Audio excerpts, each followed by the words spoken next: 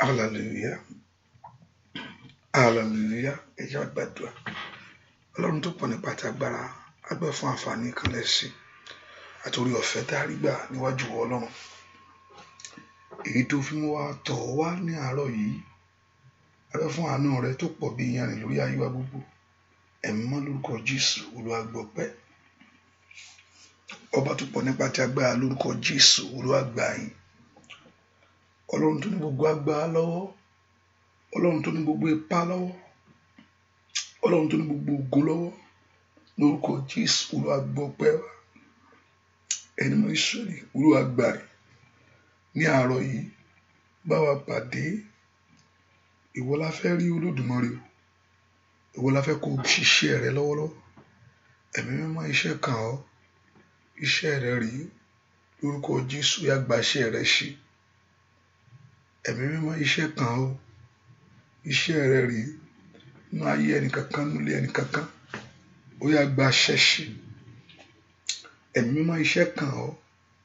Iṣẹ́ rẹ sì rí nínú ayé ẹnìkankan, ó yá gba iṣẹ́ rẹ ṣe. Bá Sátánì wí, bá ogun wí lónìí. Bá Sátánì wí, bá ogun wí lónìí. Jẹ́ kí ìtúsílẹ̀ kó ṣẹlẹ̀ lónìí. Jẹ́ kí ìdáǹdè kó fa àánú ayé àwọn èèyàn yìí. Orúkọ rẹ yóò sì gbéga. Bẹ́ẹ̀ ni yóò sì rí. Láì lórúkọ Jésù Kristi, Olúwa àti Olùgbàlà wa. Àmín, àmín, àmín lórúkọ Jésù. Ọwọ́ Ọlọ́run bí táwa fẹ́ ká gbé Jésù ga o. Bó sì fẹ́ ká yìn tọkàntọkàn náà ọkàn wa sẹ́. Mo fẹ́ ká gbéga pé Jésù máa ṣeun. Ọlọ́run mo gbé ọ ga nígbà tí èèyàn bá tún rí ọjọ́ tuntun, nígbà tí èèyàn bá jí láàárọ̀, yẹ kí èèyàn fi ògo fún Ọlọ́run.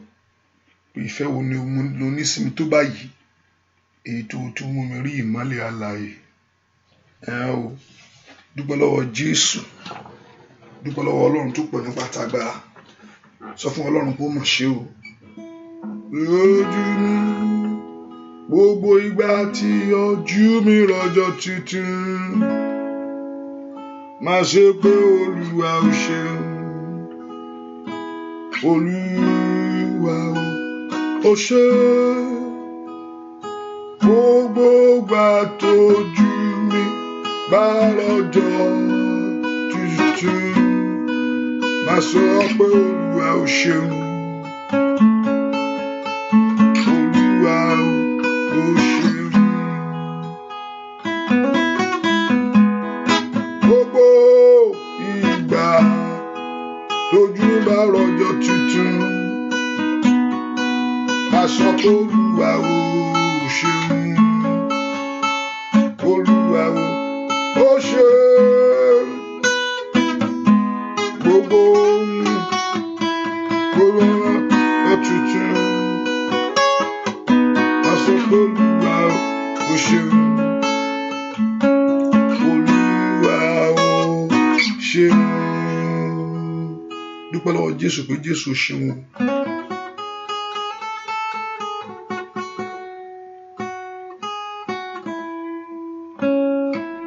Dúpẹ́ lọ́wọ́ Jésù, Jésù wà.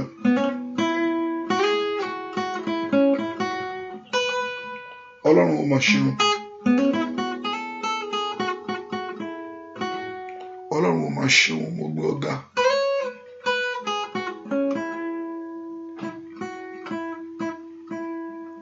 Emmanuel ó ṣeun, Jésù ó máa ṣeun. Dúpẹ́ lọ́wọ́ Ọlọ́run, Jésù ó ṣeun. Dúpẹ́ lọ́wọ́ Ẹlẹ́dàá rẹ̀, ọba tó pọ̀ nípa tagbára, ọba tí ò fi mí sílẹ̀, alágbára ńlá, Ọlọ́run tó pọ̀, ẹ̀rù yèjè bàbá mi àgbà.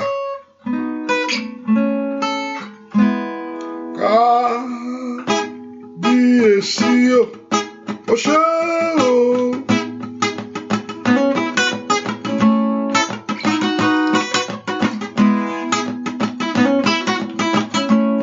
Dúpẹ́ lọ́wọ́ Jésù.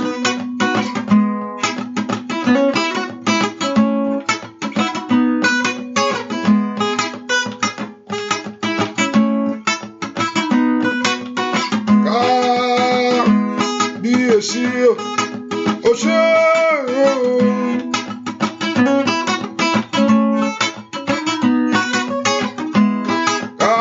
Kábíyèsí o, ó ṣé o. Ó máa ṣe o, ó ṣé o. Ó máa ṣe o. Ó yá dúpẹ́ Ọlọ́run, ó ṣé o. Kábíyèsí ńlá, ó ṣé o. Kábíyèsí, ó ṣé o. Kábíyèsí o, ó ṣé o. Ọba mímọ́ o, máa ṣe o, ó ṣé o. Olórí ayé, máa ṣe o, ṣe. Ẹ̀jẹ̀ létí òkun pa o. Óyá óyá, alágbára gíga, ó ṣé o. Lórí ilé wa o, máa ṣe o. Óyá, lórí ọmọ rẹ o, máa ṣe o. Bàbá, nínú ẹbí wa o, máa ṣe o. Ó ṣé. Ní gbogbo ọ̀nà wa o, máa ṣe o. Óyá, kábíyèsí o, ó ṣé o. Ó ṣé o. Óyá, ó ṣé o. Ó ṣé o. Ó ṣé o. Ó ṣé o. Dúpẹ́ lọ́wọ́ Ọlọ́run. Kábíyèsí o, ó ṣé o.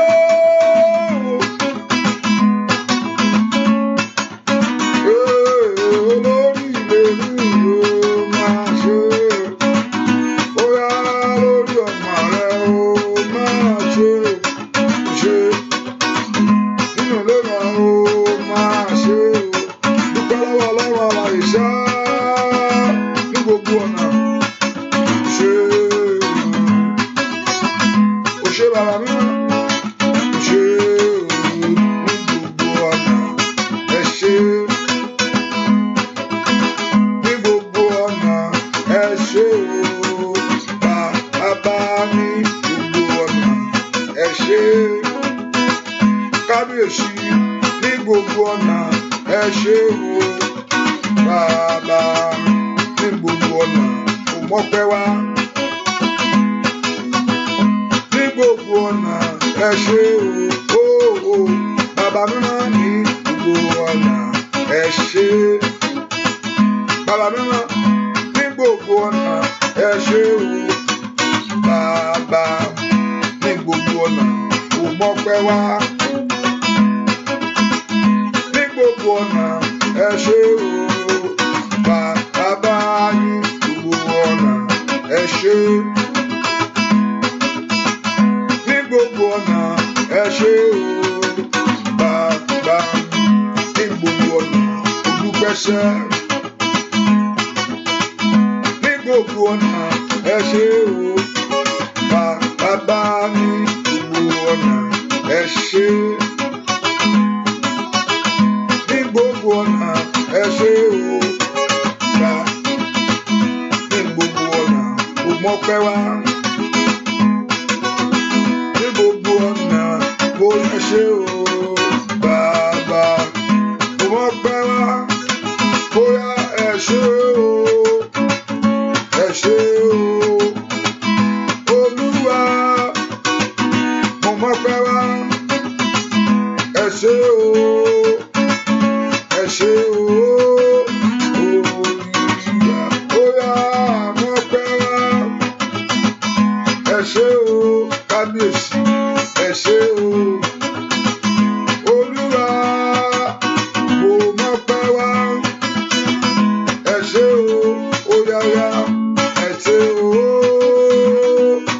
Olúwa mo mọ́pẹ́ wá. Ẹ ṣé o. Kábíyèsí ẹ ṣé o. Olúwa mo mọ́pẹ́ wá. Ẹ ṣé o. Bàbá oyáyá o. Bàbá mi rán. Ẹ ṣé o. Ayaba ẹ ṣé o. Kábíyèsí Olúwa oyáyá marate kete libre lugu malusi kataliaba mature ba ushiketeleba mature kabiri sutelebo mo mọ́pẹ́ wá. Kábíyèsí ńlá ẹ ṣé o. Oyáyá ẹ ṣé o. Oyáyá Olúwa oyá o mo mọ́pẹ́ wá. Ẹ ṣé o. Ẹ ṣé o. Olúwa.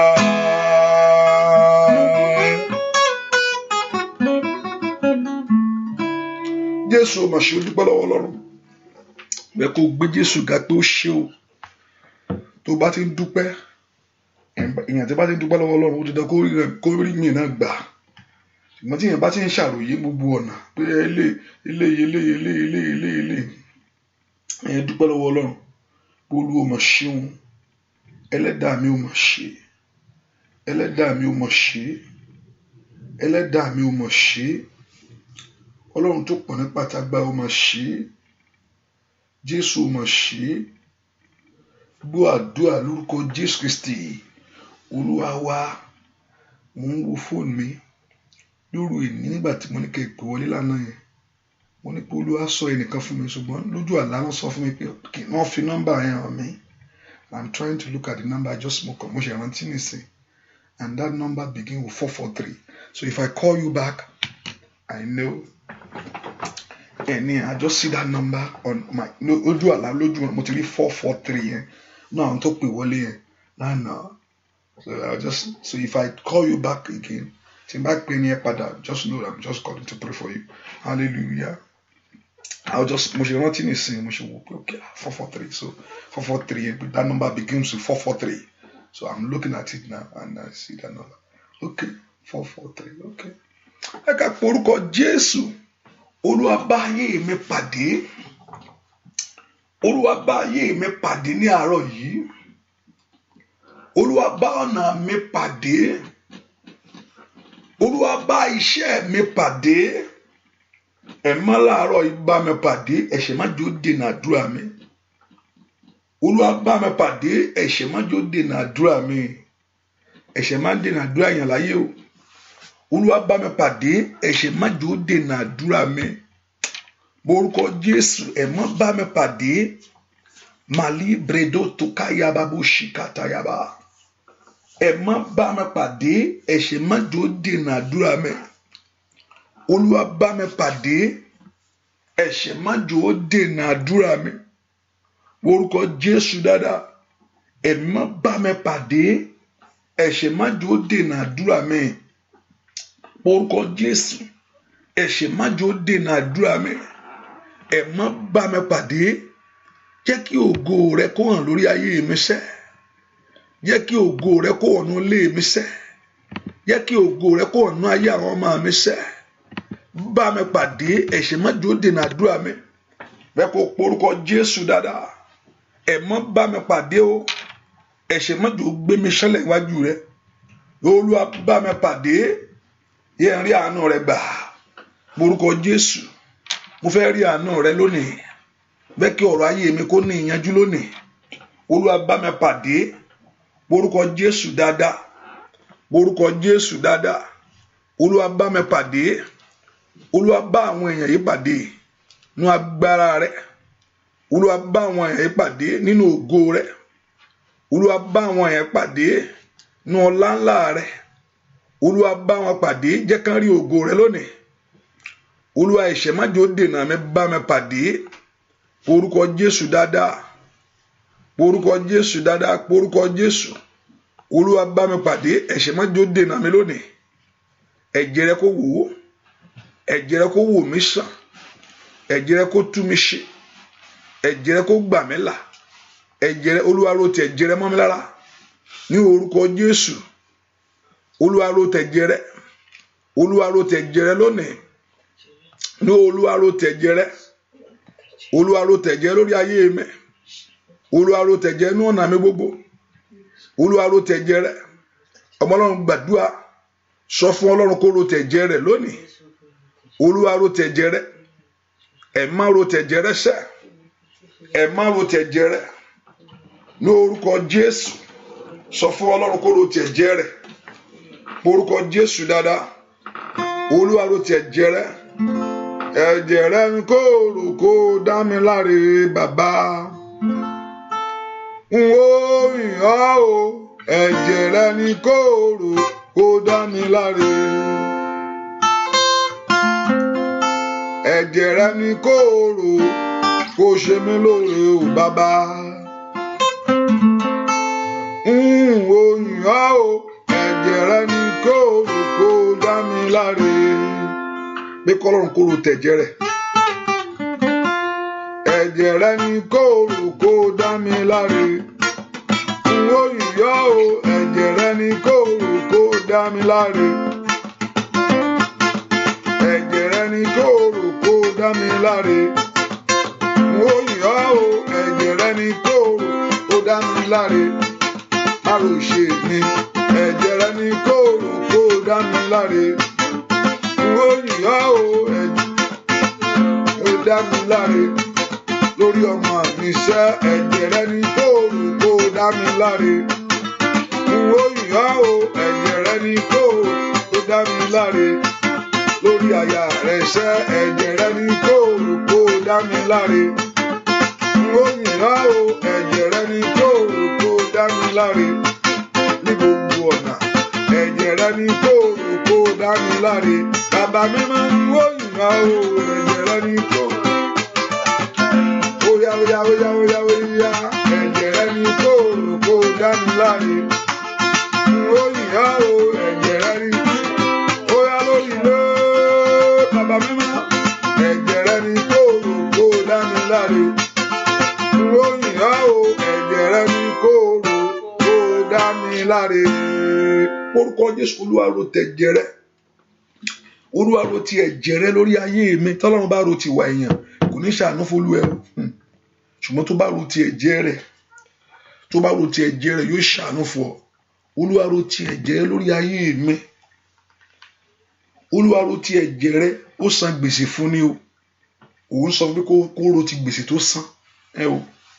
Kó ro ti ìyọnu lórí igi àgbélébùú. Má ṣe ń nà án, má ṣe ń gun lọ́kọ̀ tó ń gun ládàá. Ó ní bàbá dáríjì wọ́n torí wọn máa ń tó ń ṣe. Olúwa ro ti ẹ̀jẹ̀ rẹ lórí ayé mi. Kógun ayé má gbà borí mi. Olúwa ro ti ẹ̀jẹ̀ rẹ kí ayé má bàa gbé mi ṣánlẹ̀. Olúwa ro ti ẹ̀jẹ̀ rẹ. Olúwa ro ti ẹ̀jẹ̀ rẹ lórí ọmọ mi, lórí aya mi, nínú ilé mi gbogbo. Tẹ̀jẹ̀ rẹ ló rò. Olúwa ro ti ẹ̀jẹ̀ rẹ kí ogun ọ̀tá má borí mi sẹ́, kí ọ̀fà ọ̀tá má bàa bá mi. Olúwa ro ti ẹ̀jẹ̀ rẹ kí má bàa kùnà ògo ìwọ Ọlọ́run. Orúkọ Jésù. Ò bá gbàdúrà, ẹ má ro ti ẹ̀jẹ̀ rẹ láàárọ̀ yìí. Olúwa ro ti ẹ̀jẹ̀ rẹ lónìí lórí ayé mi sẹ́. Ẹ̀mí má ro ti ẹ̀jẹ̀ rẹ, ẹ̀tì ẹ̀jẹ̀ rẹ ní kó rò. Olúwa ro ti ẹ̀jẹ̀ rẹ. Ọmọ Ọlọ́run ò bá múra sádùúrà yẹn láàárọ̀ yìí. Olúwa ro ti ẹ̀jẹ̀ rẹ, mà ilà ìta abradosu kẹtẹlẹ báyìí. Olúwa ro ti ẹ̀jẹ̀ rẹ. Ó yá lórúkọ Jésù ro ti ẹ̀jẹ̀ rẹ. Olùgbàlà ro ti, Olúwa ro ti ẹ̀jẹ̀ rẹ. Ro ti ẹ̀jẹ̀ inú ọ̀nà mi gbogbo, ro ti ẹ̀jẹ̀ lórí ayé mi nínú ọdún yìí. Kí àánú rẹ kó bu ayé mi. Nínú ọdún yìí, Olúwa ro ti ẹ̀jẹ̀ rẹ. Nínú oṣù yìí, Olúwa ro ti ẹ̀jẹ̀ rẹ. Nínú ọjọ́ ayé mi gbogbo, Olúwa ro ti ẹ̀jẹ̀ rẹ. Lórí iṣẹ́ mi, Olúwa ro ti ẹ̀jẹ̀. Ọlọ́run gbàdúrà kí Ọlọ́run kó ro ti ẹ̀jẹ̀ rẹ. Kó má ro ti ẹ̀ṣẹ̀ rẹ o. Kó má ro ti ìwà rẹ. Kó má ro ti ohun gbogbo. Kó má ro ohunkóhun, ṣùgbọ́n kó ro ti ẹ̀jẹ̀ rẹ. Ọlọ́run porúkọ Jésù dáadáa. Ẹ̀mí mímọ́ ro ti ẹ̀jẹ̀ rẹ. Ẹ̀mí mímọ́ ro ti ẹ̀jẹ̀ rẹ. Ẹ̀mí mímọ́ ro ti ẹ̀jẹ̀ rẹ. Ẹ̀mí mímọ́ ro ti ẹ̀jẹ̀ rẹ. Gbọ́ àdúrà lórúkọ Jésù Kristi. Olúwa wa. Láàárọ̀ ẹ̀ mo fẹ́ kó jálábùkún fún ọmọnìkejì ẹ̀ by sharing that prayers. Please share. Be a blessing. Like. Love. Hallelujah. Be a blessing to somebody by sharing it. Those on Facebook, those on showers of blessings, those on the radio, those on YouTube, those on the phone, in any way that you are listening to it, do share. And like. The Lord Jehovah God will bless you. Orúkọ Jésù, Olúwa jẹ́ kí n rí àánú rẹ gbà. Àánú mo tọ̀ wá lónìí. Ẹ̀mí mọ́ jẹ́ kí n rí àánú rẹ gbà. Olúwa jẹ́ kí n rí àánú rẹ gbà lórí ayé mi. Bẹ́ẹ̀ kó porúkọ Jésù. Olúwa jẹ́ kí n rí àánú gbà. Láàárọ̀ yìí jẹ́ kí n rí àánú àwọn tó ṣe àánú fún. Ẹ̀mí mọ́ jẹ́ kí n rí àánú rẹ gbà. Nú àwọn tí Ọlọ́run ó dá láre inú ọdún yìí. Olúwa kà mí mọ́ wọn. Olúwa jẹ́ kí n rí àánú rẹ gbà. Lórúkọ Jésù. Olúwa jẹ́ kí n rí àánú rẹ gbà. Olúwa jẹ́ kí n rí àánú rẹ gbà. Olúwa jẹ́ kí n rí àánú rẹ gbà. Lórúkọ Jésù. Matali bridotoli atayaba. Motoyabe ushetayaba. Ó bá porúkọ Jésù dáadáa. Olúwa jẹ́ kí n rí àánú gbà. Olúwa jẹ́ kí n rí ayé mi kó rí àánú gbà. Olúwa jẹ́ kí ọ̀nà mi kó rí àánú gbà. Olúwa fi àánú bẹ̀ mí wò. Olúwa fi àánú bẹ̀ ayé mi wò. Porúkọ Jésù. Olúwa jẹ́ kí n rí àánú rẹ gbà. Ẹ̀mí mímọ́ fi àánú rẹ pàdé mi. Ọlọ́run gbàdúrà. Ẹ̀mí mímọ́ fi àánú rẹ pàdé mi. Porúkọ Jésù. Olúwa fi àánú rẹ bẹ̀ ayé mi lónìí. Porúkọ Jésù. Olúwa jẹ́ kí n rí àánú gbà. Jẹ́ n rí àánú gbà. Jẹ́ n rí àánú gbà. Jẹ́ n rí àánú gbà. Jẹ́ n rí àánú gbà. Jẹ́ n rí àánú gbà. Porúkọ Jésù sẹ́. Olúwa jẹ́ kí n rí àánú rẹ gbà. Ẹ̀mí mímọ́ jẹ́ kí n rí àánú gbà. Láàárọ̀ yìí sẹ́. Lórí ayé mi ní gbogbo ọ̀nà mi gbogbo. Ọlọ́run gbàdúrà o. Jẹ́ kí àánú Ọlọ́run kó tọ̀ wá lónìí. Orúkọ Jésù. Àánú Ọlọ́run tọ̀ mí wá lónìí. Ní orúkọ Jésù. Àánú tó ń sọ̀rọ̀ ẹ̀dọ́ lọ́mọ láyé. Ní orúkọ Jésù. Àánú tó ń sọ̀rọ̀ ẹ̀dá ọlọ́kọ aláya. Ní orúkọ Jésù. Àánú tó jẹ́ kí iṣẹ́ ayé ẹni tẹ̀síwájú. Àánú lórúkọ Jésù tó mú ayé ẹni ṣe rere. Àánú tó jẹ́ ká ayé ẹni kó ráhùn láyé. Ó yá pé orúkọ Jésù. Ẹ̀mí mọ́ jẹ́ kí n rí àánú rẹ gbà. Ó yá gbàdúrà. Ẹ̀mí mọ́ jẹ́ kí n rí àánú rẹ gbà. Orúkọ Jésù dáadáa. Ó bá gbàdúrà yìí. Olúwa jọ̀ọ́ jẹ́ kí n rí àánú rẹ gbà. Àánú rẹ lónìí. Kètà yádàbò sítàyà. Lèmbrédò kó pẹ̀lẹ́ sẹ̀tẹ̀. Orúkọ Jésù. Mo ní àárọ̀ yìí. Ẹ̀mí mọ́ fi àánú bẹ̀ ayé mi wò. Olúwa fi àánú bẹ̀ ọ̀nà mi wò. Ṣàánú fún mi. Ó yá ṣàánú fún mi. Ó yá ṣàánú fún mi. Orúkọ Jésù. Ó yá ṣàánú fún mi. Mo ní kó sọ bẹ́ẹ̀. Olúwa ṣàánú fún mi. Olúwa ṣàánú fún mi. Ọlọ́run gbàdúrà. Olúwa ṣàánú fún mi. Ẹ̀mí mọ́ jẹ́ ṣàánú fún mi. Olúwa ṣàánú fún ayé mi. Olúwa ṣàánú fún ọ̀nà mi. Olúwa ṣàánú lórí iṣẹ́ mi. Olúwa ṣàánú nínú ilé mi. Olúwa ṣàánú nínú ayé àwọn ọmọ mi. Orúkọ Jésù. Olúwa ṣàánú fún mi. Jẹ́ kí n rí àánú gbà. Olúwa jẹ́ kí n rí àánú gbà. Olúwa jẹ́ kí n rí àánú gbà. Nínú àwọn tó ṣàánú fún ọdún yìí. Ní orúkọ Jésù. Gbọ́ àdúrà lórúkọ Jésù Kristi. Olúwa wá. Ó porúkọ Jésù.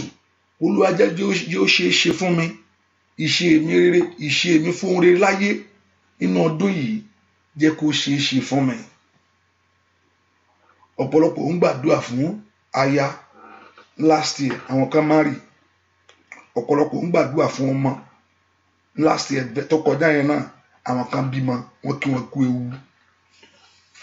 ọ̀pọ̀lọpọ̀ òun gbàdúrà, ẹlòmíín gbàdúrà fún ìwé ìgbélú, Ọlọ́run fún mi ìwé ìgbélú ní last year yẹn, àwọn kan náà rí tiwọn. Ohun rere tó ń fẹ́ṣẹ́, àwọn kan rí tí wọ́n rí mú ní last year.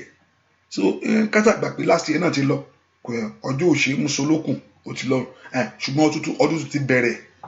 Ó porúkọ Jésù, Olúwa ìṣe èmi fún rere nínú ọdún yìí, làá o, mo ní kó là á. Olúwa ẹ jẹ́ kó ṣeé ṣe fún mi, ẹ gbà fún mi. O ti ń wá látijọ́ yìí, ọ̀run yọ̀ǹda ẹ̀ fún mi sẹ́ẹ̀. Ìṣe èmi fún rere láyé, Olúwa ẹ jẹ́ kó ṣe fún mi nínú ọdún yìí. Ìṣe èmi fún rere, ẹ̀yin ogun ọ̀run ẹ gbà fún mi, ẹ jẹ́ ó ṣe fún mi. Ìṣe èmi fún rere, porúkọ Jésù dáadáa. Ìṣe èmi fún rere ní ọdún yìí, ẹ̀yin ogun ọ̀run ẹ jẹ́ ó ṣe fún mi. Ayaba bo sikatayaba, motulie predo totoli katayaba bo satayaba, mi urute kiriadia ushataya. Oya porúkọ Jésù bí tó wà. Oya ìṣe èmi fún rere nínú ọdún yìí, ẹ má ẹ gbà fún mi. Gbogbo agbára tí ń dí mi lọ́wọ́, gbogbo agbára tí ń dènà mi sẹ́, gbogbo agbára tí ń dọ̀nà mi rú, porúkọ Jésù. Oya Olúwa mú agbára náà sọ lónìí, Olúwa bá agbára náà jẹ́ lórí ayé mi. Mo ní ìṣe mi fún rere nínú ọdún yìí, pé kí àwọn ọmọ mi kó lọ́kọ, pé kí ọkọ rẹ kó ṣoríire ní orúkọ Jésù, pé kí ayé rẹ kó tẹ̀síwájú. Ohun rere tó ń béèrè sẹ́, ìṣe rẹ fún rere sẹ́, ó yá lórúkọ Jésù. Ẹjọ́ ṣe fún mi nínú ọdún yẹn, gbà fún mi o. Ẹ̀yin ogun ọ̀run ẹ jà fún mi, kẹ́ mú tẹ̀ mí wá ní orúkọ Jésù, ní orúkọ Jésù, ní orúkọ Jésù. O bá porúkọ Jésù dáadáa, méjì Ọlọ́run kó jẹ́ kí ìṣe rẹ ní ọdún yìí kó ṣe fún ọ sẹ́. Ó yá ọmọ Ọlọ́run gbàdúrà, gbọ́ àdúrà lórúkọ Jésù Kristi. Olúwa bá Sátánì wí, bá Sátánì wí nínú ayé mi o. Ó yá o Jésù, Olúwa jẹ́wọ́ agbára ìyanu rẹ. Ó bá mi bá Sátánì wí o bàbá. Ó yá bá Sátánì wí. Ó yá bá Sátánì wí nínú ayé mi. Ó yá o Jésù, Olúwa jẹ́wọ́ agbára ìyanu rẹ. Ó bá mi bá Sátánì wí o bàbá. Sátánì wí, Olúwa bá òun ṣẹ́ o. Bá Sátánì wí nínú ayé mi o bàbá. Jésù, Olúwa jẹ́wọ́ agbára ìyanu rẹ. Ó bá mi bá Sátánì wí o bàbá. Bàbá o bá Sátánì wí, kíákíá bàbá mi mọ́. Bá Sátánì wí nínú ayé mi o. Ó yá o Jésù, Olúwa jẹ́wọ́ agbára ìyanu rẹ. Ó bá mi bá Sátánì wí o bàbá. Lórí iṣẹ́ mi o, bá Sátánì wí nínú ilé rẹ o. Bá Sátánì wí nínú ayé mi o. Ó yá Jésù, Olúwa jẹ́wọ́ agbára ìyanu rẹ. Bá mi bá Sátánì wí o bàbá. Ó yá bá wí o. Bá Sátánì wí, ó bá wí lórí Dáníẹ́lì. Bá Sátánì wí nínú ayé mi o. Ó yá Jésù, Olúwa jẹ́wọ́ agbára ìyanu rẹ.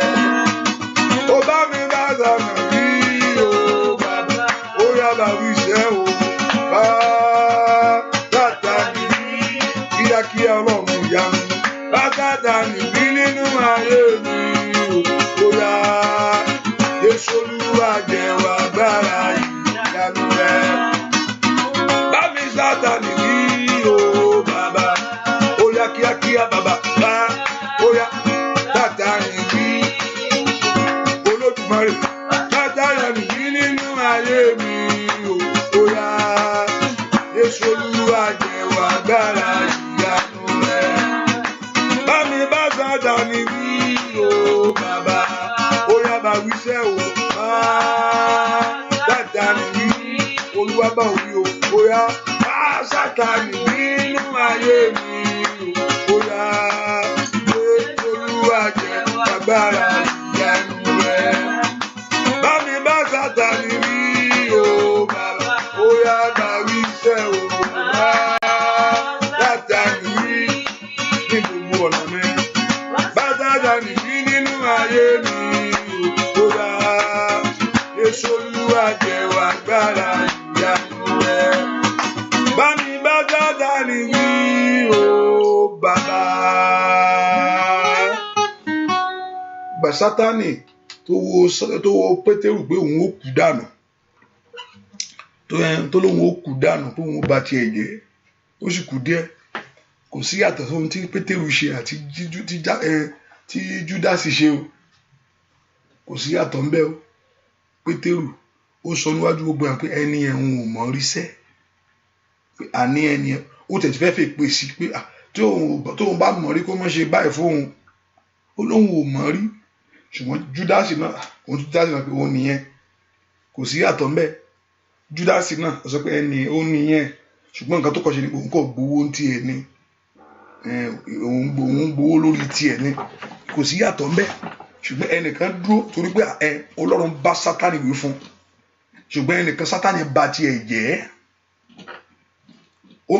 Ó ní Pétérù ó ní Sátánì fẹ́ ní ọ ó ní òun rí pé òun fẹ́ ní ọ ó ní Sátánì fẹ́ ní ọ ó ní ṣùgbọ́n mo gbàdúrà fún ọ kí ìgbàgbọ́ rẹ má ṣe yẹ̀.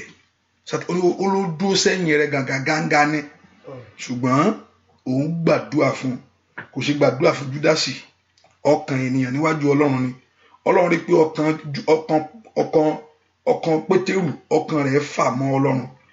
Ó sọ fún Jésù gbà kan ó mọ̀ kí mo nífẹ̀ẹ́ you know I love you. Lótìtọ́ sì dúró gbàgbà tó fẹ́ bí Jésù ó fẹ́ etí èèyàn ó sọ àdá sí tiẹ̀ nìyẹn etí fẹ́ lẹ̀ ni torí pé ó fìfẹ́ rẹ̀ hàn. Ṣùgbọ́n Sátánì fẹ́ ní ṣùgbọ́n ó gbàdúrà fún ó bá Sátánì wí lórí ayé ẹ̀. Ó pe orúkọ Jésù bí tó wà. Olúwa bá Sátánì wí lórí ọ̀rọ̀ mi. Bàbá tí ń dààmú ayé mi wí. Bàbá tí ń dààmú ayé àwọn ọmọ mi wí. Agbára tí ò fẹ́ kí n rí ọ̀nà lọ láyé. Agbára tí ò fẹ́ kí ohun rere kó ṣẹlẹ̀ lórí ayé mi. Bẹ́ẹ̀ kó pe orúkọ Jésù bí tó wà. O má fọ̀rọ̀ ara rẹ ṣeré sẹ́ kí àkókò rẹ má bàa sọnù. Orúkọ Jésù ó yá. Olúwa bá Sátánì wí lórí ayé mi. Olúwa bá ọ wí. Olúwa bá ọ wí. Olúwa bá ọ wí lórí ayé mi lórí iṣẹ́ mi gbogbo. Olúwa bá ọ wí nínú ọdún yìí lórí ayé mi. Ó dẹ̀ kí n ṣe rere nínú ọdún yìí lórí ayé àwọn ọmọ mi. Ọlọ́run gbàdúrà. Olúwa bá Sátánì wí. Ó bá múra sọ̀rọ̀ rẹ. Olúwa bá Sátánì wí ní ìrìn àjò mi sẹ́. Olúwa bá Sátánì wí. Ó bá porúkọ Jésù. Olúwa bá wí lónìí ni ẹ̀mí máa bá wí lónìí ni ẹ̀mí máa bá wí. Ó yá bá Sátánì wí. Ó yá gbèdè. Olúwa bá wí. Olúwa bá wí dẹ̀yìn lórí ayé mi. Olúwa bá wí dẹ̀yìn lórí ọ̀nà mi. Olúwa bá wí ní orúkọ Jésù. Sátánì ti ń gbé ogun dìde. Sátánì ti ń gbé ogun ró. Sátánì ti ń gbé ogun dìde. Ọdún yóò gbúdọ̀ tún bọ̀. Ọdún yóò gbúdọ̀ tún sọnù ní orúkọ Jésù. Èṣù ò gbúdọ̀ tún jíire mi gbé. Ọlọ́run gbàdúrà. Ó bá porúkọ Jésù dáadáa. Ẹ má bá Sátánì wí. Ó yá bá wí o. Ó yá bá wí o. Ó yá bá wí o. Ó yá bá wí o. Ó yá bá wí o. Ó yá bá wí o. Ó yá bá wí. Olúwa bá ọ wí. Olúwa bá ọ wí. Olúwa bá ọ wí. Olúwa bá ọ wí. Olúwa bá ọ wí. Olúwa bá ọ wí. Olúwa bá ọ wí. Olúwa bá ọ wí. Olúwa bá ọ wí. Olúwa bá ọ wí. Olúwa bá ọ wí. Dúà lórúkọ Jésù Kristi. Olúwa wá. Mo ní pé Olúwa gbàdúrà fún Pétérù ṣùgbọ́n àdúrà kò gbàdúrà fún Júdásì. Àǹfààní wà fún Júdásì náà láti sẹnu ara rẹ̀ sọ ṣùgbọ́n ó kúnnu kò lè wí tiẹ̀. Jésù ń sọ ní pé ẹnìkan ni ó dalẹ̀ wọn o ẹnìkan yá dalẹ̀ wọn bí o. Wọ́n sọ pé àbúgbọ́n sọ pé ìjẹ́ èmi bí ìjẹ́ èmi bí ìjẹ́ èmi bí. Ìgbà tó di Jésù ó ní ẹni tá a jọ tọwọ́ bọnú àwo kan náà. Bẹ́ẹ̀ni pé lójú ẹsẹ̀ Sátánì sì wọnú Júdásì. Ṣùgbọ́n Júdásì ká ní bẹ́ Júdásì pípọ̀nù kápẹ́ àti kọ̀wé ẹ̀ pé wọ́n ti ẹ̀kọ́ ó wà ní scripture. It's a scriptural word. It's a prophecy that need to be fulfilled. Ìran burúkú ò ní ṣe lórí ayé rẹ sẹ́. Even though it's the scripture that need to be fulfilled, ṣùgbọ́n ó lè sọ fún Ọlọ́run pé Jésù bá mi yí dànù. Ó jẹ́ pé mi. Ṣùgbọ́n gbogbo tí èèyàn bá ṣe láyé, ẹ fi ọkàn sí lótìtọ́ o. Ẹ má ṣe gbẹ̀fẹ́gbẹ̀fẹ́. Ẹ ṣe tọkàntọkàn ni. Omi tí èèyàn bá ọkàn ẹ ò sí bẹ́ẹ̀. Ó kàn ń bá Jésù rìn ṣùgbọ́n kò Jésù sínú ayé ẹ̀. Ó ń bá rìn. At one point Jésù sọ pé ó ń jí owó. Ó máa ń mú nǹkan. Ó ní àǹfààní wà fún kí Jésù gbàdúrà fún pé tó bá kó gbá Jésù mọ́ níjọ́ yẹn pé àníṣe èmi kọ́ bá ilé májò ṣẹ lórí mi mo bẹ̀ ọ́ ní Olódùmarè ṣàánú ṣùgbọ́n ọkàn ò sí ń bẹ̀. Ó rò pé bóyá Jésù agbára ẹ̀ ẹni tó lágbára tó ń lajú afọ́jú àwọn ilé adé mú kẹ̀ níbẹ̀ jẹ́ ń ta tó ń bá ta gbogbo àgbà ọ̀tọ̀ ni ó dẹ̀ sí pé ó yíwọ́ Jésù ò gbára rẹ̀ o wọ́n nà bẹ́ẹ̀ pé ó jí nǹkan ni wọ́n nà ó rò pé ó máa gbára ẹ̀ pé ó lágbára àbá Jésù kẹ̀ àwọn Romans ò lè ṣe nǹkan fún ẹni náà ẹni tó lágbára tó ń jókòó dìde tó ń ṣe gbogbo ẹ̀ láfọ́júfọ́jú kò sì mọ̀ pé is this cause that he has to pray ìdí tó fi wá sáyé ní láti kú so ó yọ̀ǹda rẹ̀ fún wọn ìmùgbà tó ń nà tẹ́ pé ẹ̀kọ́ tó Jésù bá pé iná bọ́ sọ̀kalẹ̀ iná mú gbogbo àwọn tó wà ń bẹ́ẹ̀ ni ṣùgbọ́n ó fara da ìyá yẹn kí wọ́n bá kú kó wọ́n bá ṣàìsàn mọ́ orúkọ Jésù Olúwa bá Sátánì wí lórí ayé mi bá Sátánì wí gbogbo ìṣe rẹ̀ lórí ayé mi sẹ́ yóò dòfo gbogbo ọ̀nà rẹ̀ lórí ayé mi yóò bàjẹ́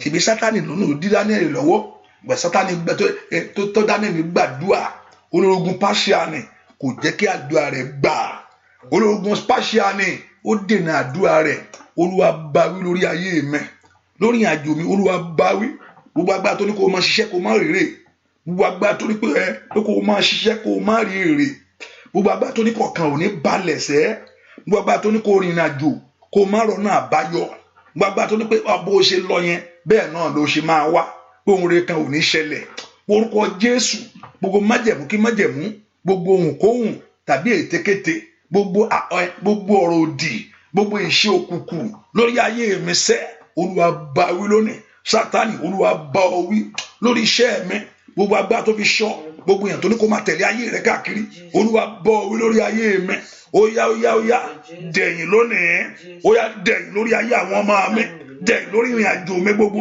ó bá porúkọ Jésù Olúwa bá ọ wí Olúwa bá ọ wí Olúwa bá ọ wí Olúwa bá ọ wí Olúwa bá ọ wí Olúwa bá ọ wí nínú ọkàn mi nínú ayé mi Olúwa bá ọ wí ní orúkọ Jésù Olúwa bá ọ wí Sátánì Olúwa bá ọ wí lórí ayé mi Olúwa bá ọ wí Olúwa bá ọ wí fi ayé mi sílẹ̀ fi ìṣe mi sílẹ̀ fi ọ̀nà mi sílẹ̀ fi ayé àwọn èèyàn sílẹ̀ ní orúkọ Jésù Olúwa bá ọ wí Olúwa bá ọ wí agbára lórí ayé wa bàjẹ́ lónìí ipá lórí ayé wa bàjẹ́ lónìí ètè rẹ lórí ayé wa bàjẹ́ lónìí ní orúkọ Jésù Olúwa bá ọ wí lórí ayé mi ó bá yanu rẹ ó bá gbàdúrà ó bá yanu rẹ dáadáa Olúwa bá ọ wí ní gbogbo ọ̀nà mi gbogbo Olúwa bá ọ wí ní ayé mi gbogbo Olúwa bá ọ wí orúkọ Jésù Sátánì Olúwa bá ọ wí ó yá gbàdúrà Olúwa bá ọ wí Olúwa bá ọ wí Olúwa bá ọ wí Olúwa bá ọ wí Olúwa bá ọ wí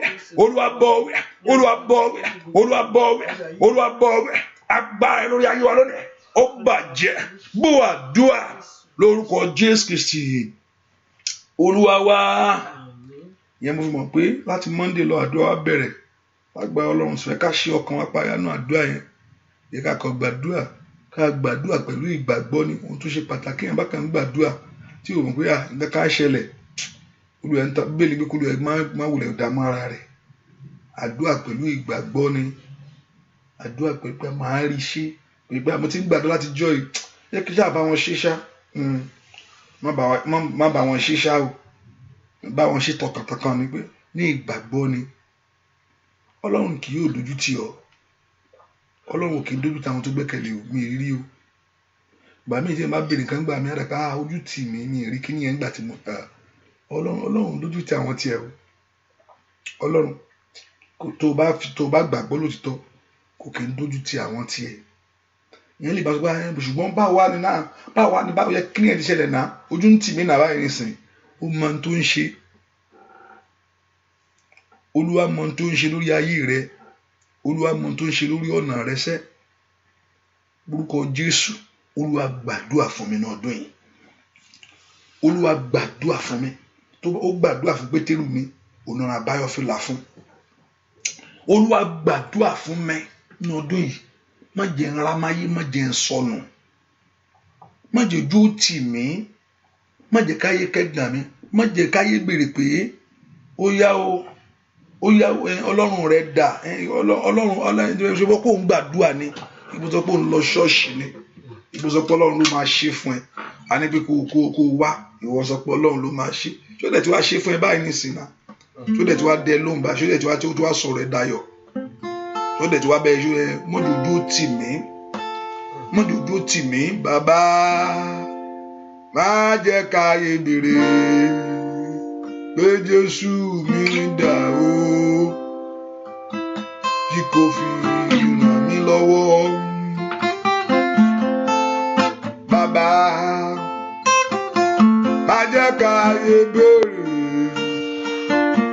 pé Jésù mi dà sẹ́,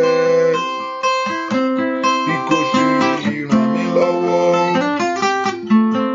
Ó yá ṣóhun ògo rẹ̀ hàn láyé mi o,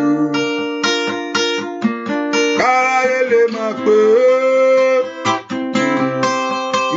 lólùgbèjà bá ayẹ̀káyé béèrè pé Jésù mi dá, ó yá o, tí kò fi ràn mí lọ́wọ́.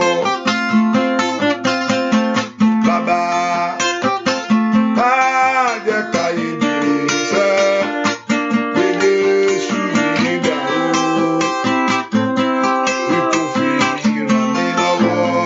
Ohun ògo rẹ̀ hàn láyé mi o.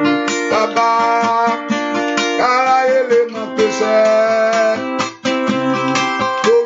lólùgbèjà sọ bẹ́ẹ̀. Bàbá má jẹ́ káyé béèrè báyà o pé Jésù mi dá, yàrí sí tí kò fi ràn mí lọ́wọ́.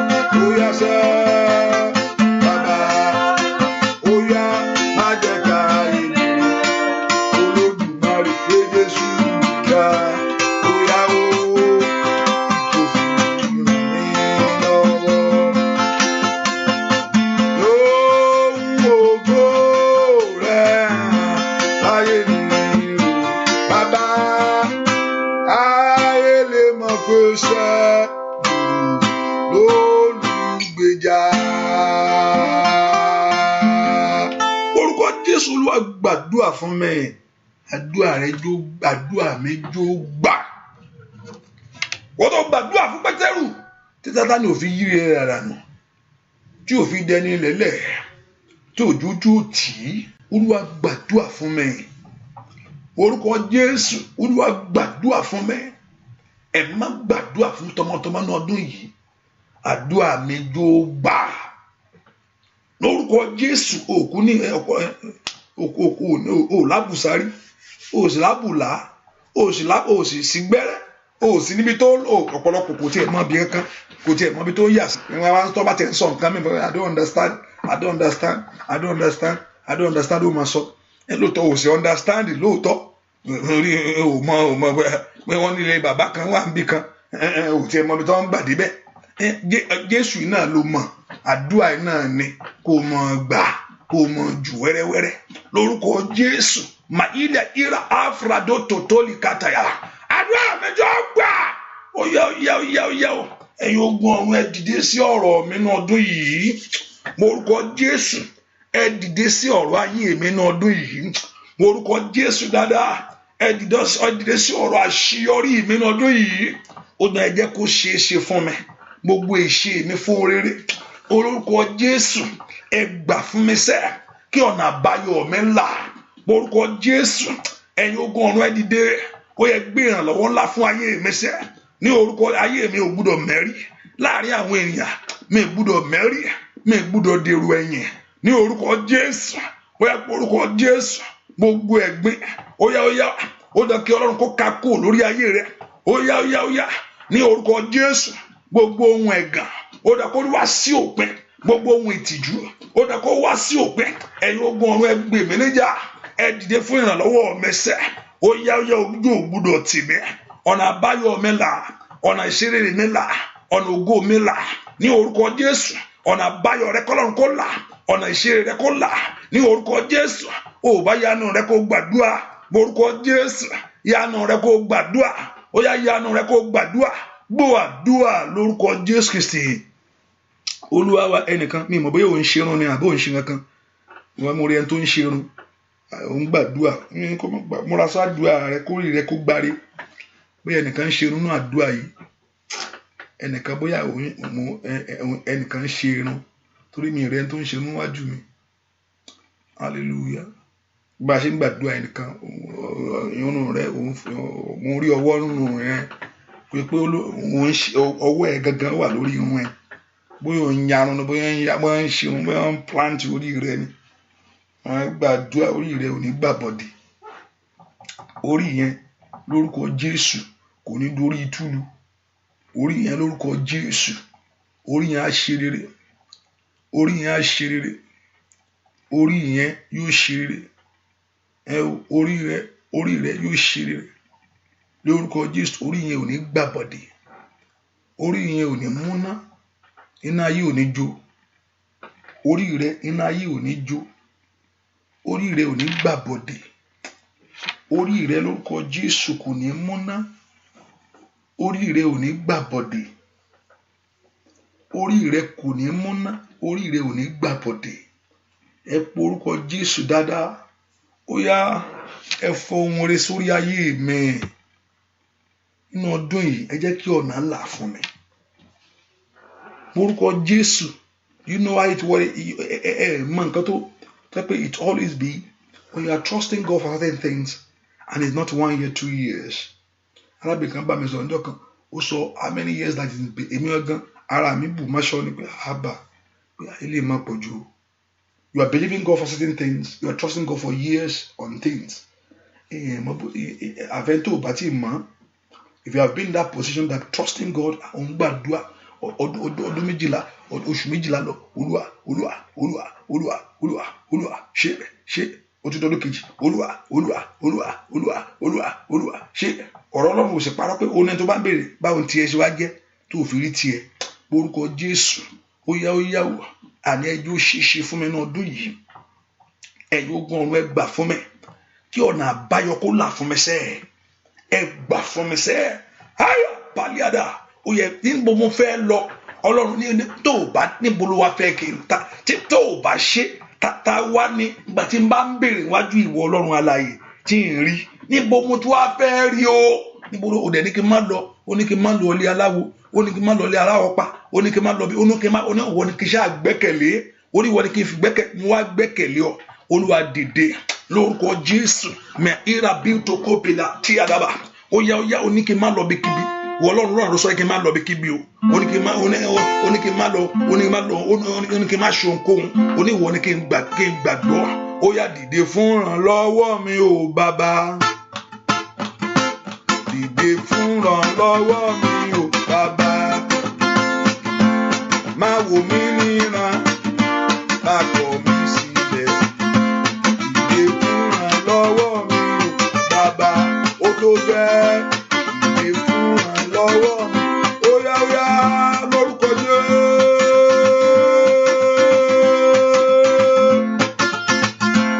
Má wò mí níran, má kọ̀ mí sílẹ̀. Dìde fún ìrànlọ́wọ́ mi o Bàbá. Ó yá sẹ́. Dìde fún ìrànlọ́wọ́ mi Bàbá. Kábíyèsí ńlá. Dìde fún ìrànlọ́wọ́ mi o Bàbá. Má wò mí níran, má kọ̀ mí sílẹ̀. Dìde fún ìrànlọ́wọ́ mi Bàbá. Ó yá sẹ́. Dìde fún ìrànlọ́wọ́ mi Bàbá. Dìde fún ìrànlọ́wọ́ mi.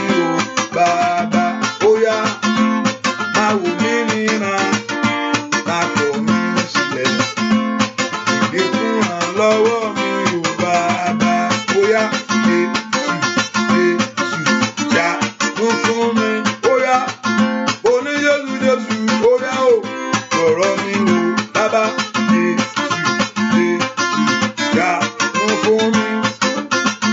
Jésù Jésù, ọ̀rọ̀ mi o, mo ní Jésù Jésù, ṣàánú fún lẹ́mi.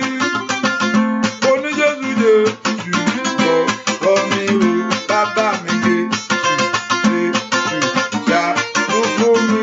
Ó yá, Jésù Jésù, ọ̀rọ̀ mi o, Jésù ṣàánú fún lẹ́mi. Jésù Jésù, ọ̀rọ̀ mi o, ó yá, Jésù ṣàánú fún mi. Jésù Jésù, ọ̀rọ̀ mi o, oní Jésù Jésù, ṣàánú fáyé mi. Jésù Jésù, ọ̀rọ̀ mi o, bàbá Jésù ṣàánú fún mi. Bàbá Jésù Jésù, ọ̀rọ̀ mi o, ó yá, Jésù Jésù, ṣàánú fáyé mi. Jésù Jésù, ọ̀rọ̀ mi o, kíákíá Jésù ṣàánú fún mi. Jésù Jésù, ọ̀rọ̀ mi o, ó yá, ọ̀rọ̀ mi o, bàbá ọ̀rọ̀ mi o, ọ̀rọ̀ mi o, ọ̀rọ̀ mi o. Bẹ́ẹ̀ kó porúkọ Jésù, ó yá dé fún ayé mi, kó gbọ̀rọ̀ mi rò. Ó yá dìde lórí ayé àwọn ọmọ mi, kó gbọ̀rọ̀ mi rò. Ó yá dìde lórí iṣẹ́ mi, kó gbọ̀rọ̀ mi rò. Ó yá dìde lórí ọ̀nà mi gbogbo, kó gbọ̀rọ̀ mi rò. Ọ̀rọ̀ mi kó ní ìyanjú, ọ̀rọ̀ mi kó ní àtúnṣe. Orúkọ Jésù, ọ̀rọ̀ mi kó ní ìyanjú, ọ̀rọ̀ mi kó ní àtúnṣe. Ó yá gbọ̀rọ̀ mi rò. Ọlọ́run tó dá mi lónìí, má jẹ́ ojú ó tì mí, má jẹ́ ń bá eléyìí lọ, má jẹ́ ń bá eléyìí lọ. Orúkọ Jésù, má jẹ́ ń bá eléyìí lọ, má jẹ́ eléyìí bá mi parí ọdún yìí. Ohun tí mi ò fẹ́ lórí ayé mi sẹ́, ohun tí mi ò fẹ́ lórí ìrìn àjò mi, ó yá gbọ̀rọ̀ mi rò. Orúkọ Jésù sẹ́, Olúwa gbọ̀rọ̀ mi rò. That God should answer you, that Lord should listen to your cry. Orúkọ Jésù, ẹ̀mí má gbọ̀rọ̀ mi rò, kó ṣàánú fún ayé mi. Ẹ̀mí má gbọ̀rọ̀ mi rò, má jòjó tì mí, má jòjó tì mí. Orúkọ Jésù mi tó wà, ẹ̀yin ogun ọ̀run, ẹ má jòjó tì mí. Láàrin àwọn àwùjọ àwọn èèyàn láyé, láàrin ọ̀rẹ́, wọ́n dà pé wo ló yàtọ̀. Àti ẹ̀tẹ̀ wá yọjú sáwọn ọ̀rẹ́ gan, o ti ẹ̀fẹ́ yọjú mọ́. Ẹgbẹ́ àwọn ti mọ̀ pé the next time wá bèrè pé bá àfànà o ti fà. Yáyà bàbá ó ṣètè yàbá, o ti fà títí tí o mọ bí tó fà sí. Alpha, o ti fà, o tẹ̀ tí o mọ bí tó fà lù mọ́. O bẹ̀ má jẹ́ ń lọ, torí mo wá bèrè pé alpha. Orúkọ Jésù, mìíràn bí àdàbò ṣìkà yàbá, ó yá lórúkọ Jésù. Ẹ̀yin ogun ọ̀run wà, màtá yàbá bó ti kábà, ó yá dìde.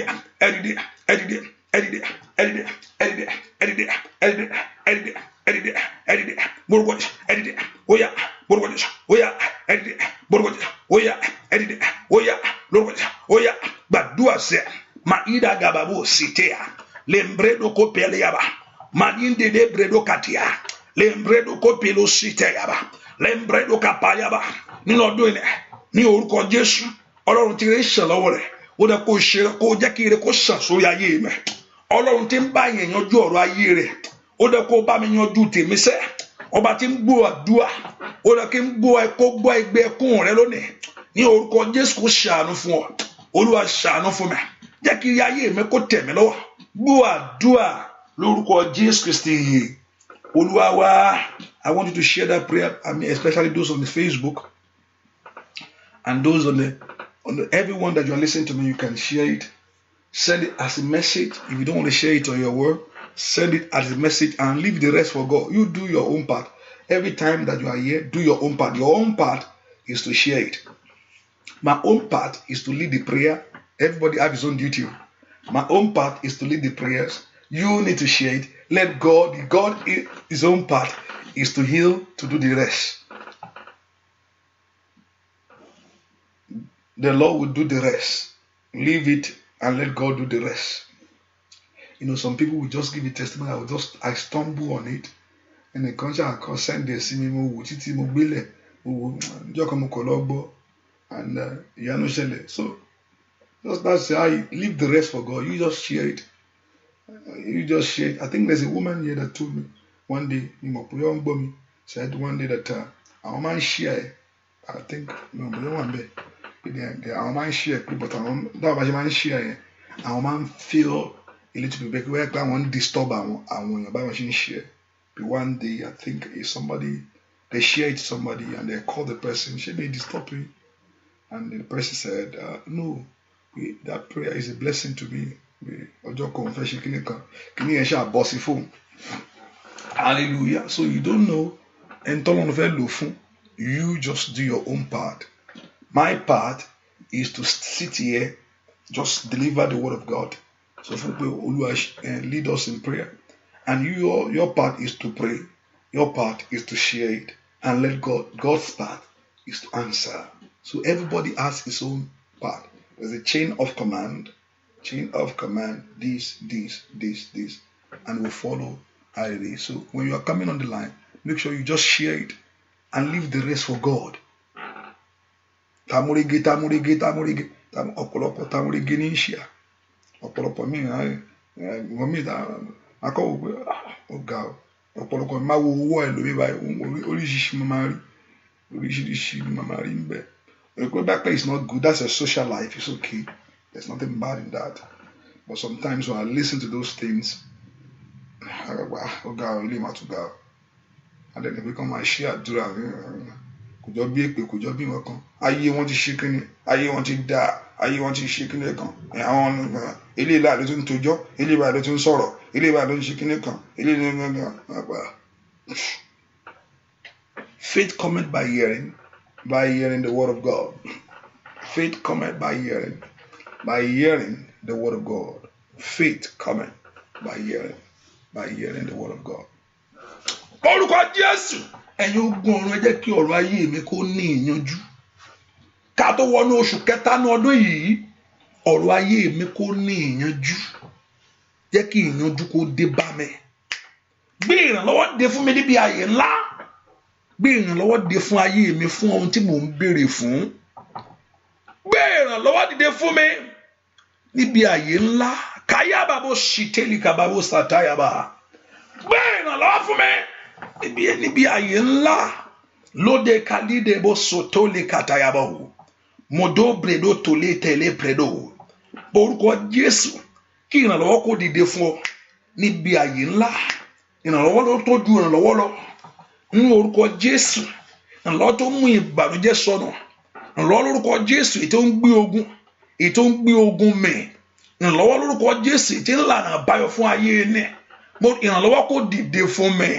Mo orúkọ Jésù ní ọdún tí mo wọ̀ yìí ìrànlọ́wọ́ ní gbogbo ọ̀nà tí mo ń fẹ́ ní orúkọ Jésù èyí tó jẹ́ kó di onílé tó jẹ́ kó di onílé bóyá ẹnìkan mo ń gbàdúrà fún yẹn o ìrànlọ́wọ́ lórúkọ Jésù èyí tó jẹ́ kó ṣàṣeyọrí ìrànlọ́wọ́ lórúkọ Jésù tí ọ̀nà àbáyọ àfẹ́là ní orúkọ Jésù ìrànlọ́wọ́ tó jẹ́ kó di ọlọ́kọ láyé ní orúkọ Jésù ìrànlọ́wọ́ tó jẹ́ kó di aláya ní orúkọ Jésù ìrànlọ́wọ́ lórúkọ Jésù tó jẹ́ kó di ọlọ́mọ àwọn tó jẹ́ kó rí ìwé ìgbélú rẹ gbà àwọn tó jẹ́ kó rí iṣẹ́ ó yẹ pé orúkọ Jésù ìjọkàn rẹ ó fi balẹ̀ ìrànwọ́ tó jẹ́ kí eré rẹ kó ní ètò láyé orúkọ Jésù ó yẹ gbé ìrànlọ́wọ́ dìde fún mi ó gbàdúrà dáadáa ó bá gbàdúrà ní orúkọ Jésù Olúwa gbé ìrànlọ́wọ́ dìde fún ayé mi ìrànlọ́wọ́ lákò dìde fún mi Olúwa jẹ́ kí ìrànlọ́wọ́ dìde ní ọdún yìí fún ayé mi ní ọ̀nà mi lórí iṣẹ́ mi ní ayé àwọn ọmọ mi gbé ìrànlọ́wọ́ gbẹdìdẹ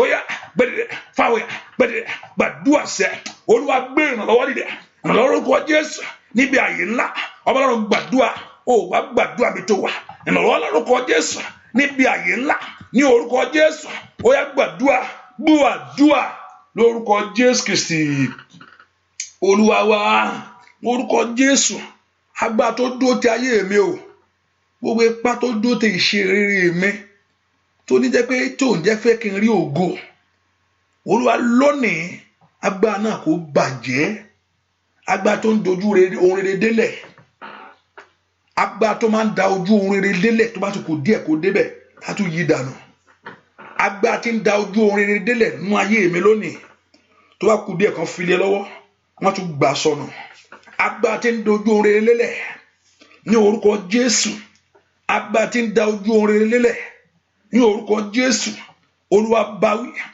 Olúwa bá agbára náà wí Olúwa bá agbára náà wí Olúwa bá agbára náà wí ní orúkọ Jésù dáadáa Olúwa bá agbára náà wí agbára tí ń da ojú ohun rere délẹ̀ lórí ayé àwọn ọmọ mi agbára tí ń dojú ohun rere délẹ̀ ní ìrìn àjò mi gbogbo orúkọ Jésù Olúwa bá wí sẹ́ Olúwa gbé agbára náà mì agbára náà kó dohun ìgbàgbé agbára náà kó sọnù agbára náà kó pòórá agbára tí ń dojú ohun rere délẹ̀ ó yá o orúkọ Jésù mi tó wà orúkọ Jésù sẹ́ agbára tí ń dojú ohun rere délẹ̀ gbọ́ àdúrà lórúkọ Jésù Kristi Olúwa wa. I will give us a few minutes and we share the grace. Don't worry. Hallelujah. From Monday, our fasting and prayer begins. And please open your heart by God's grace and come with faith. We're going to have sections of prayers. Hallelujah. And by God's grace, I probably don't be every day like that, but I know that we're going to have section of prayer. I can say 9 o'clock. I can say 12 o'clock, there is no prayer. I can say 3, there is no prayer. Come by 6, come by 5, come by 1 o'clock. So you just set yourself up for this prayer. I've never mentioned the date, right? That it's going to be maybe 10 days, 7 days fasting. I've never mentioned that. Leave that alone. And you just begin. Let's begin on Monday. And also during that fasting and prayer, we're going to fast for 3 days. After that, I know we are going 3 days by God's grace and seek God's face. Hallelujah. Probably don't be everybody, but we're just going to go before God and seek God's face and call upon Him. Hallelujah. We call upon Him. We look unto Him. Because that in kakanu ayé yẹn gbà mí kò lè jáde bí àìpé yẹn gbàdúrà ogun ayé mi tó lágídí orúkọ Jésù ogun ayé mi tó lágídí ogun ayé you stubborn, you deaf and dumb spirit ogun ayé arákùnrin ní agídí àwọn ọmọ ẹ̀yìn létí ogun ayé mi tó ní agídí tó lóun ò ní gbà ogun ayé mi tó lágídí tó lóun ò ní lọ ẹ̀yin ogun ọ̀run ẹ fi iná sí lónìí ogun ayé mi tó ní agídí ogun ayé tó lágídí tó lóun ò ní gbọ́ ogun tó lóun ò ní gbọ́ yẹn ogun tó ní pé òun ò ní fi ẹlẹ yẹn gbogbo agbára kágbára tó lóun ò ní gbọ́ ẹ̀yin ogun ọ̀run ẹ fi iná sí ẹ̀yin ogun ọ̀run ẹ lé jáde àyà kó pa lónìí àyà kó pa lónìí àyà kó pa ogun ayé mi àyà kó pa ogun ayé mi lórí ayé àwọn ọmọ mi àyà kó pa orúkọ Jésù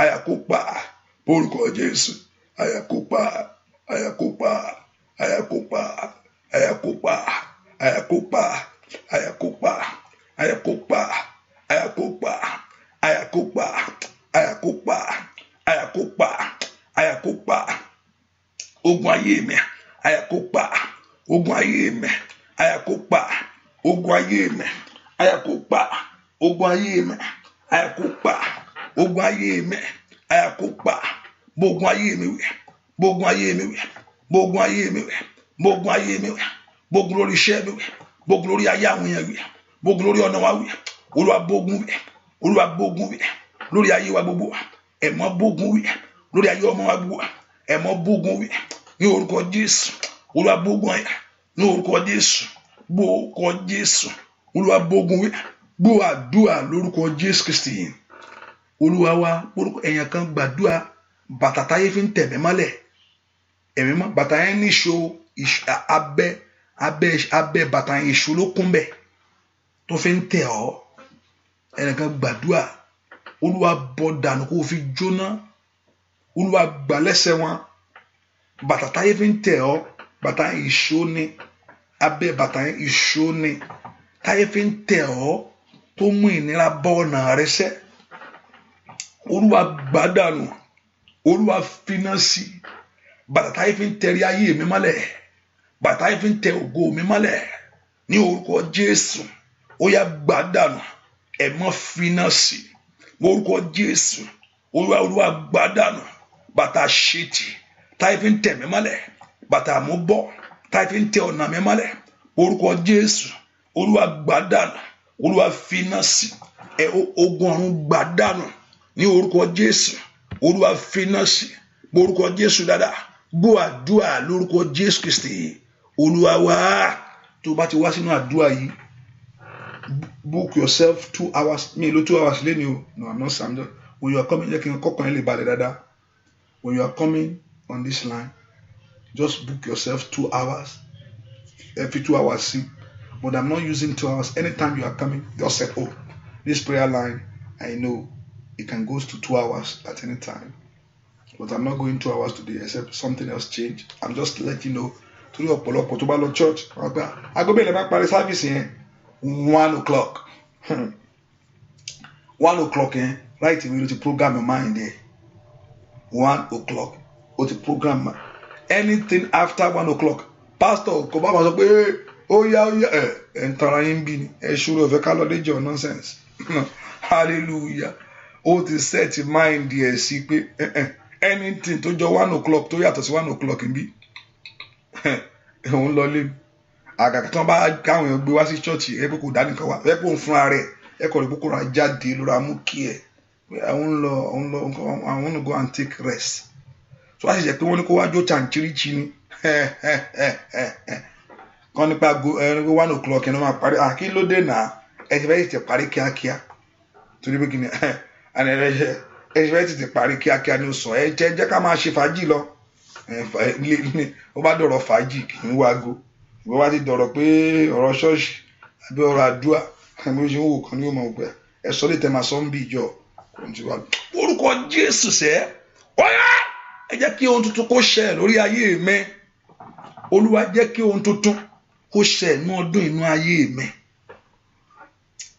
ọ̀yá ẹ jẹ́ kí ohun tuntun kó ṣẹlẹ̀ nínú ayé mi sẹ́ ẹ jẹ́ kí ohun tuntun kó bá ayé mi pàdé ojú ò gbúdọ̀ tì mí ojú ò gbúdọ̀ tì mí ojú ò gbúdọ̀ tì mí orúkọ ojú ò gbúdọ̀ tì mí ojú ò gbúdọ̀ tì mí óyá óyá óyá óyá óyá óyá óyá óyá óyá óyá o ojú ò gbúdọ̀ tì mí sá orúkọ Jésù ojú ò gbúdọ̀ tì ayé rẹ sá ayé ò gbúdọ̀ mọ̀ pé Ọlọ́run rẹ dà Ọlọ́run kò dìde sẹ́ óyá óyá orúkọ Jésù óyá óyá óyá óyá óyá óyá sẹ́ orúkọ Jésù óyá lórúkọ Jésù má jẹ́ ń jìyà má jẹ́ mòṣì má jẹ́ mẹ̀tẹ́ láyé bàbá má jẹ́ ń jìyà má jẹ́ mòṣì má jẹ́ mẹ̀tẹ́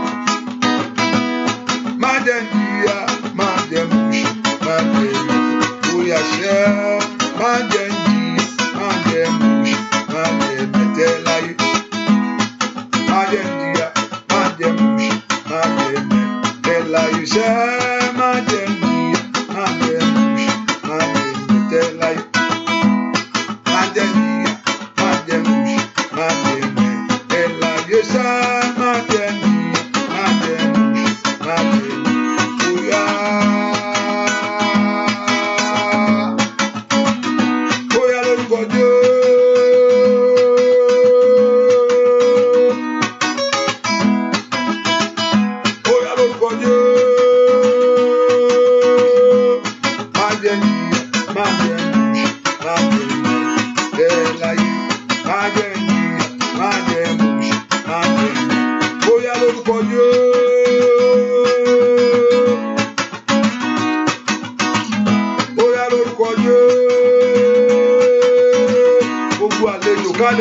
palọ́mọ́.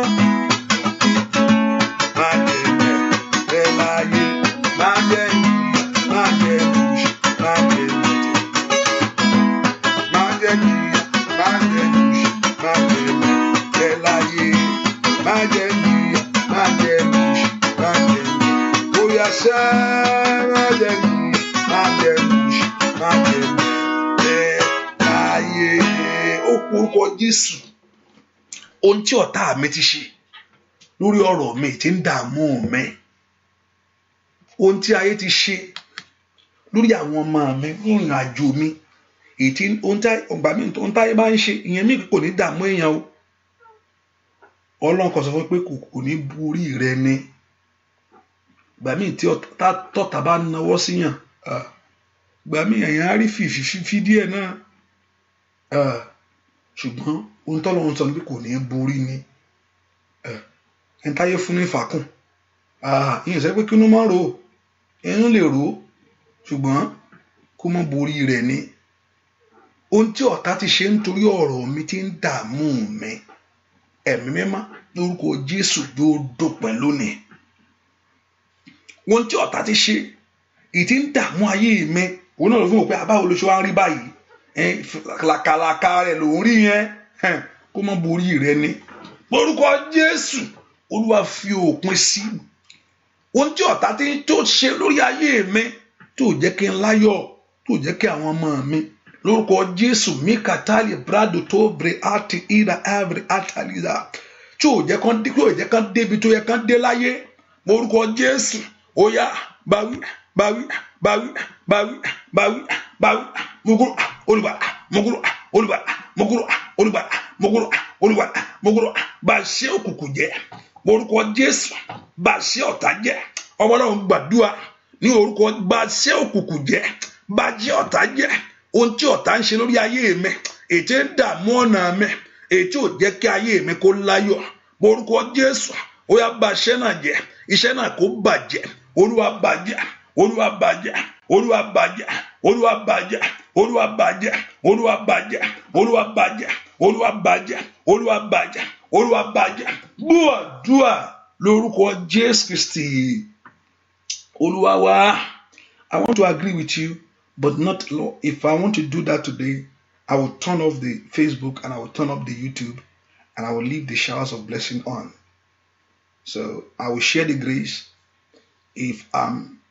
Before we finish the prayer, I'll share the grace. If I still have that in me to open the line for people to come, because I said I'm going to open the line for people to call in and listen. If you have called in already, you don't have to worry. Just believe by faith. It's just agreement with you.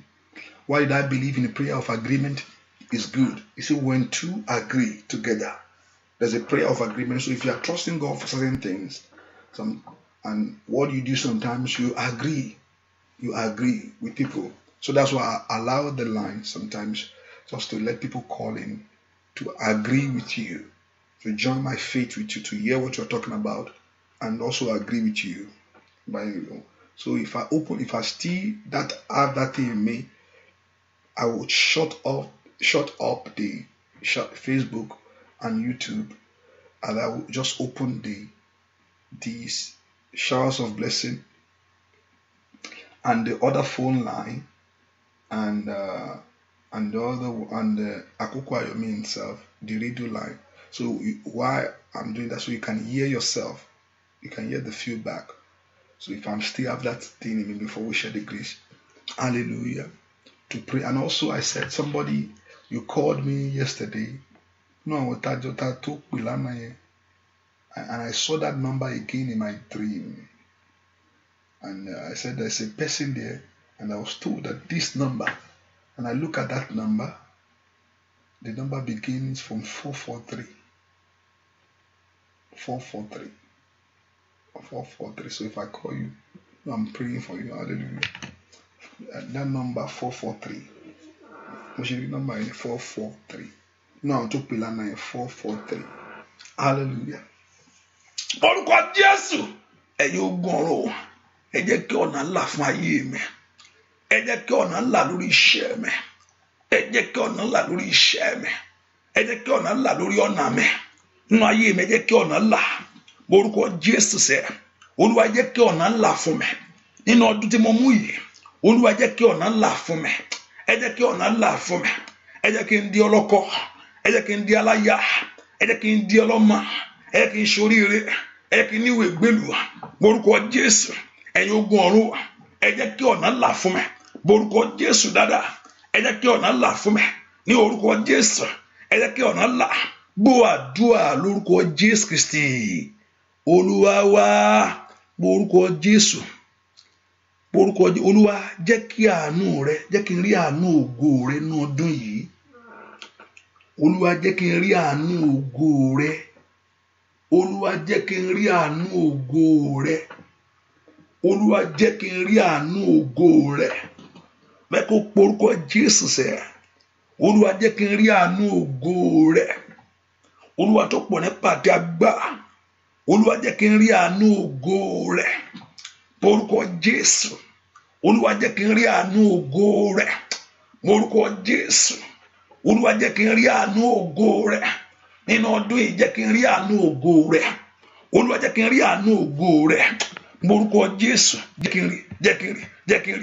n rí àánú ògo ìwọ Ọlọ́run Olúwa jẹ́ kí n rí àánú ògo rẹ bẹ́ẹ̀ ni ó sì rí láì lórúkọ Jésù Kristi Olúwa wa láì lórúkọ Jésù Kristi Olúwa gbogbo ìyẹn náwó yín sókè Ọlọ́run jọ̀ọ́ látòní lọ ohun tí máa fún rere fi ọwọ́ ẹ̀ ṣe ní ọdún yìí jẹ́ kó yọrí sí rere kò dà pé kó tó wá Olúwa jẹ́ kí ọwọ́ mi yóò gbé ohun ńlá ṣe ní ọdún yìí ọwọ́ èèyàn lè fi ń ṣe rere o Olúwa gbogbo ohun tí máa fi ọwọ́ mi dáwọ́lé ní ọdún yìí jẹ́ kó yọrí sí rere jẹ́ kí ọwọ́ mi yìí kí ó gbé ohun ńlá ṣe nínú ọdún tí mo wà yìí kò gbúdọ̀ gbọ́mọ sí kò gbúdọ̀ gbé ọkọ sí kò gbúdọ̀ gbé ẹbí tàbátárà sí ọwọ́ mi jẹ́ kó ṣe oore ní ọdún yìí ni ọwọ́ mi mo bọ́ ọ sọ̀rọ̀ mo pa ọwọ́ mi ní àṣẹ ní orúkọ Jésù kó o ṣe rere ìwọ ọwọ́ mi lórúkọ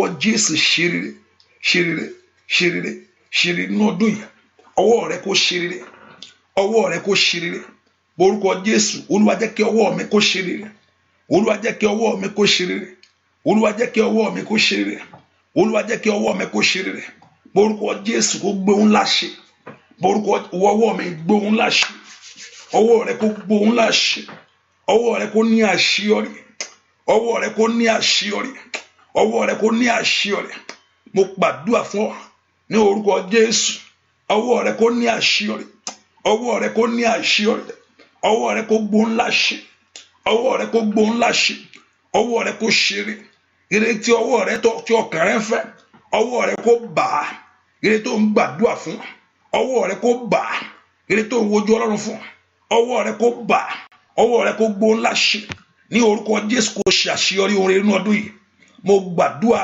kó ṣe àṣeyọrí ohun rere nínú ọdún yìí mo gbàdúrà kó ṣe àṣeyọrí ohun rere nínú ọdún yìí mo gbàdúrà fún ọ kó ṣe àṣeyọrí ohun rere nínú ọdún yìí ní orúkọ Jésù mo gbàdúrà fún ọ kó ṣe àṣeyọrí nínú ọdún yìí ní orúkọ Jésù kó ṣe àṣeyọrí nínú ọdún yìí oore nínú ọdún yìí kó ṣe àṣeyọrí rẹ̀ kó ṣe àṣeyọrí rẹ̀ kó ṣe àṣeyọrí rẹ̀ kọ́lọ́run kó yẹ ẹ́ lẹ́nu kí Ọlọ́run kó yà ẹ́ lẹ́nu ní orúkọ Jésù mo ní kí Ọlọ́run kó yà ẹ́ lẹ́nu ní orúkọ Jésù mo ní kí Ọlọ́run kó yà ẹ́ lẹ́nu bó ṣe ṣe kọ́lọ́run kó ṣe fún ọ bó ṣe gbégbà kọ́lọ́run kó gbégbà fún ọ bó ṣe yanjú rẹ̀ kọ́lọ́run kó bá yanjú rẹ̀ ní orúkọ Jésù kó rí ìyanu kó rí ìyanu kó rí ìyanu kó rí ìyanu kó rí ìyanu kó rí ìyanu kó rí ìyanu kó rí ìyanu kó rí ohun ògo kó rí ohun ẹwà ìbùkún rẹ kó dé ní orúkọ Jésù agbára jíǹde kó gbé ayé rẹ dìde òní ráhùn lé àbàbò sàtà lẹ́mbrẹ̀dọ́ kàpìlà lè tíri àdáwò sàtà mo parí ẹ ní àṣẹ lórúkọ Jésù kó wọnú rẹ lọ ní orúkọ Jésù mo bó ogun Sátánì wí lórí ayé rẹ ni ó ní ọmọ aláṣẹ ni mí ní orúkọ Jésù ó ní paríṣẹ ọwọ́ rẹ ó ní kí pàṣẹ fún ọ mo pàṣẹ lónìí ní orúkọ Jésù sínú ayé rẹ kó ró rere kó ró rere kí ayé rẹ kó lọ òkè ó ní lọlẹ̀ ní orúkọ Jésù kó ní ìbùkún kó rógo Ọlọ́run ní orúkọ Jésù ó yá gbogbo tá a gbé síwájú ọ̀nà rẹ èyí ogun rẹ gbé kúrò gbogbo ìdíwọ́ gbogbo ìdènà ìta gbé sí ọ̀nà rẹ̀ ní orúkọ Jésù ẹ̀yin ogun ọ̀run ẹ gbé kúrò kó rohun ògo kó rohun ẹwà kó láṣeyọrí kó rohun ògo kó rohun ẹwà kó láṣeyọrí kó rohun ògo kó rohun ẹwà kó láṣeyọrí kó rohun ògo kó rohun ẹwà kó láṣeyọrí kó rohun ògo kó rohun ẹwà kó láṣeyọrí kó rohun ògo kó rohun ẹwà kó láṣeyọrí kó rohun ògo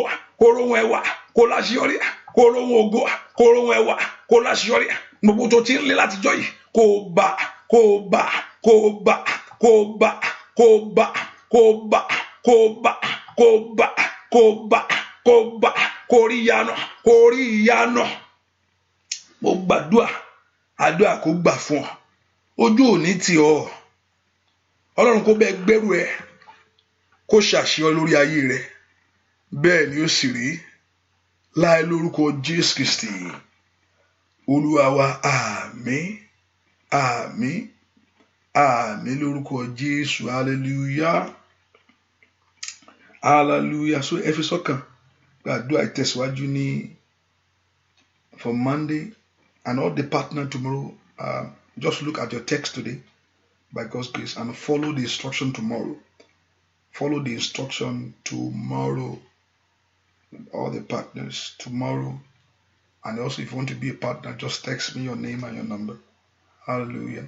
So follow the instruction tomorrow by God's grace. I will text out today and by God's grace, just follow it by God's grace tomorrow by God's grace. Hallelujah. And the hand of the Lord will be upon you in the name of Jesus. So what I'm going to do now, I will turn off the line. I will turn off the Facebook and YouTube. I will turn off this one also again. I will turn off the showers of blessing. So, and I will turn it back on later on. Hallelujah. And I'll just know that those that are here are just those that I want to agree with. Hallelujah. I'll just know those that are on the line are those that I just want to agree with. So nobody is just be waiting. So you just go your own way and mine to go on your own way. So those that go down, so I'll just know that those people. Hallelujah, by God's grace. But so because if I put it on speaker for people to know that you are talking, at least it can carry everybody along. But sometimes people want to keep their own thing to themselves, and sometimes people know people by voice. Mama auntie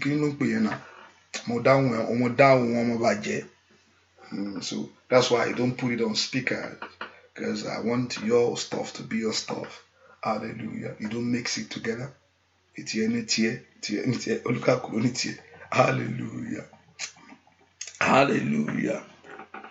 Lórúkọ Jésù, mo ya omi ìsímọ́ fún gbogbo àwọn tó ń wá ọmọ, àtàwọn tó ń wá fún ìwòsàn, àtàwọn tó ń wá fún ìtúsílẹ̀.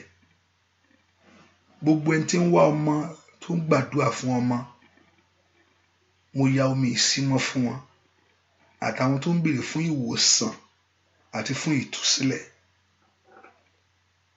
Agbára Ọlọ́run kó wọnú omi yẹn lọ. Agbára jíǹde kó wọnú omi yẹn lọ. Omi náà kó mú ìwòsàn wá, kó sì mú ìtúsílẹ̀ wá. Bí ẹ bá ti mú lórúkọ Jésù, ohun tí ń bẹ nínú àgọ́ ara yẹn tí ò ṣiṣẹ́ dáadáa kó gba agbára. Kẹ́ rí ìyanu Ọlọ́run.